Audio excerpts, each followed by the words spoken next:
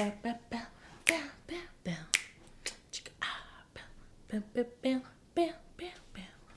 know the song. I know you do. What up, guys? My name is Ari. Welcome to Life by Ari. If you've never been here before, hey, make sure you subscribe, click the like button, and also that notification bell because it alerts you when I make these videos for y'all. If you don't know, I'm on my journey to full-time, and one area that I've been really focusing on and trying to build my skills in is the area of photography and filmmaking. And you guys, I have to say, like, I don't think I've ever grown this fast with anything ever. So I thought, because I've had a handful of you ask me about what kind of equipment I use, what kind of camera I'm using, yada yada, I thought that I'd go ahead and just make my first little review video. Without further ado, let's get into it.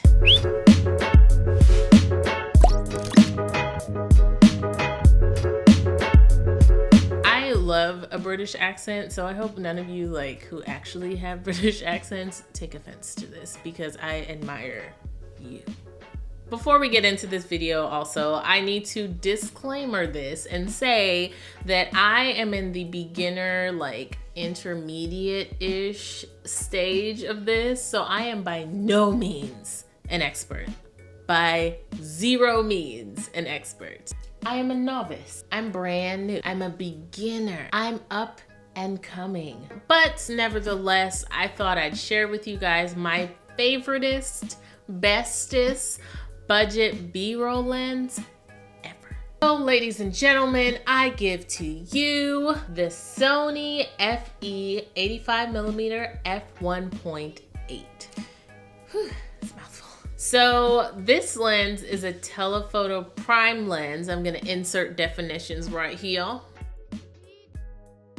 and right here. In layman's terms, that basically just means it's a short lens that does not zoom. As you can see, it's not coming out in and out. So this lens was made for a full sensor camera, which is like a A7 III or like a Canon 1DX Mark II, you know, those kind of cameras. Those are full frame cameras. I actually use this on a Sony a65, and that is a crop sensor camera or an APS-C camera. Hopefully I have not lost you. Let's start with the likes. Indoor, outdoor, it does not matter. The aperture of 1.8 lets you manipulate the light so well, like the natural light so well. It's great for outdoor. If you want to shoot your kids on the playground like I did, or if you want to just capture whatever's going outside, events, weddings, whatever, this lens is perfect for it. This lens is also great inside in the dark, outside in the dark as well, but I usually shoot events, so most of the time it's dark in there except for stage lights. So this is great again because of the f1.8 aperture, and it allows you just to open up and let more light in, and it's just fantastic. Another thing I like about this lens is that even at the aperture so low, it is still pretty sharp. It's sharper than some other budget lenses that I've used, and I just really like that I don't lose as much sharpness as I would with another lens, a couple of other lenses that I use, and usually things in this price range. Speaking of price range, let's talk about the price range of this. So you're gonna spend probably between $550 or $600 or taxes on this baby. If you know anything about photography, videography, you know that lenses can be one of the most expensive items that you spend your money on, trying to build your kit, trying to build up your camera bag, whatever. And believe it or not, this is on the low end of the budget scale here. I think that the G Master 85mm equivalent of this is upwards of over $1,000. So yes, I will take this little baby anytime because your girl cannot spend $1,000 on a lens, not yet. Another thing I like about this lens is that it's super lightweight. You can feel that it's hefty defty, but I like that because you can tell that it's like well made and it wasn't just like put together, and it's not all the way plastic. It is made of some metal. So my arms are a little skinny. Like I can't run around for like an hour or 2 hours shooting things with a big old lens like that. This honestly, you guys, can fit in my littlest purse. My purse is probably like this big, and I could probably just fit another, like a camera body in there, and then I'm just like ready to go. It's a lens. It's a lens. Another thing I like about this lens, as you can tell, we've gone down a list already, but I like that this is also quite versatile. You can use it in the area of photography and videography pretty much seamlessly. As far as I'm concerned, I shoot portraits with this. I've shot a wedding with this. So this has been great, just to, you know, not be too close to your subject, but enough, like a healthy distance away to where they don't feel awkward, because that has happened to me before. But I do like how seamless it is across both areas of shooting. I keep talking about the focal length, but another thing that I do like, especially having this full frame lens on my crop sensor, is that when I am shooting events, I can pretty much stick to the back of the room, or maybe like the middle of the room in the crowd possibly, and still get like a decently up close shot. Again, can you tell I'm in love?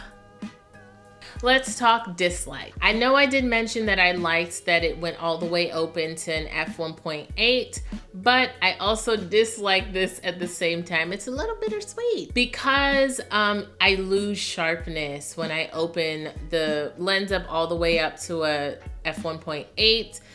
Given this is a camera thing, usually when you open your lens up or your camera up to that low of an aperture, you do lose sharpness anyway, but it's more apparent because this is a budget lens. Another thing that I don't like too heavy is that this lens does not have stabilization.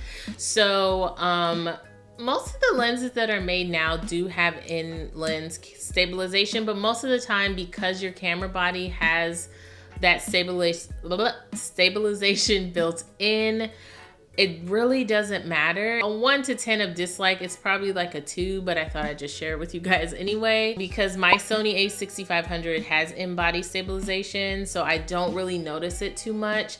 And then I also use this lens mostly on a Zhiyun Crane Plus, so that's a stabilizer. So again, I don't really even notice it most of the time. Another thing that I dislike about this lens, and I really don't want to even say dislike, but just like one of your qualms, you know? The autofocus is not as responsive as if it were to be on a full frame sensor. Again, I use it on a crop sensor, I know.